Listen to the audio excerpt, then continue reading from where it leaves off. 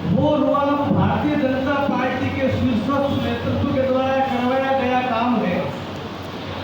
मैं समझता हूं कि नरेंद्र मोदी जी ने ऐसा इतिहास रच दिया है कि भूतेन भविष्य कोई ऐसा किसी भी देश का प्रधानमंत्री बनेगा जो अपने कार्यों के द्वारा अपने देश को भुजवाएगा।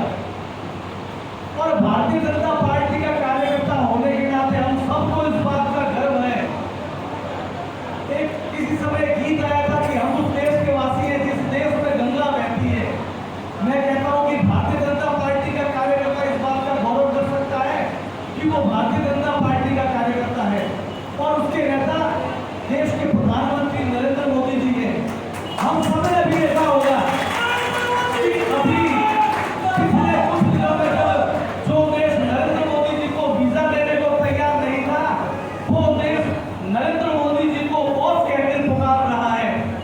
और एक देश के सबसे बड़े राष्ट्राध्यक्ष नरेंद्र मोदी जी गए तब वो सारी अपनी सामाजिक मर्यादाओं को तोड़कर, संवैधानिक चीजों को तोड़कर उन्होंने नरेंद्र मोदी जी के पैरों के हाथ लगाने का प्रयास किया।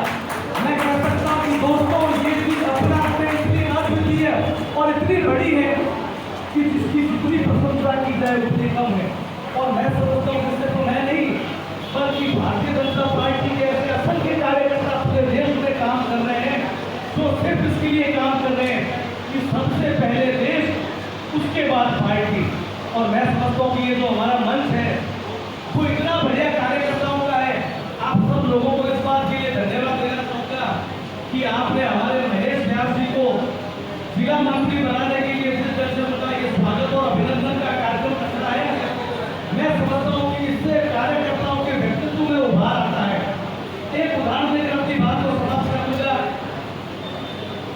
कि जब कौरवों और पांडवों का युद्ध हो रहा था तो कृष्ण भगवान के सामने ये बात आई कि एक तरफ हजारों की संख्या में सैनिक है, पूरा लबादमा है, इतने साधन है, और एक तरफ श्री कृष्ण आप किसको लेना चाहोगे? तो उन्होंने कहा मैं तो सिर्फ श्री कृष्ण को लेना चाहूंगा। तो महेश व्यास जी ऐसे कार्यकर्ता हैं कि जिसके लिए अगर कोई 25 कार्यकर्ताओं को भी इस्तीफा करे तो समझ में आ सकता है लोगों को जोड़ने की वो कला है जो उसकी राजनीतिक कार्यकर्ता का सबसे बड़ा गुण हो सकता है। आज के इस अवसर पर मैं आपने जो महेश व्यास जी का जो स्वागत कार्यक्रम रखा, मेरी इच्छा थी कि मैं पूरे कार्यक्रम में रहूं। मेरे दोस्त रामेश्वर मोरा जी बैठे हैं, गुड्डू भाई बैठे हैं, लेकिन मुझे ठीक अभी 9 बजे राष्ट्रीय परिषद की बैठक की वर्चुअल बैठक है 9 बजे, और ठीक मुझे उसमें राष्ट्रीय परिषद का सदस्य होने के नाते जुड़ना है।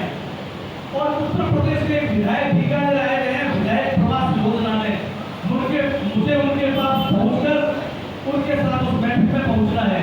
तो मैं आप सबसे माफी चाहूंगा, लेकिन मैं समझता हूं कि ये जो मंच है इतना सम्मानित, उसमें विनोद जैन जी बैठे हैं, भाई कमल बैठे हैं, रमजान अब्बास सिंह जी बैठे हैं, हनुमान सिंह जी बैठे हैं, श्याम सिंह जी बैठे हैं, श्याम जी, आनंद सिंह जी बैठे हैं, अमरीश जी बैठे हैं, महेश व्यास जी बैठे हैं।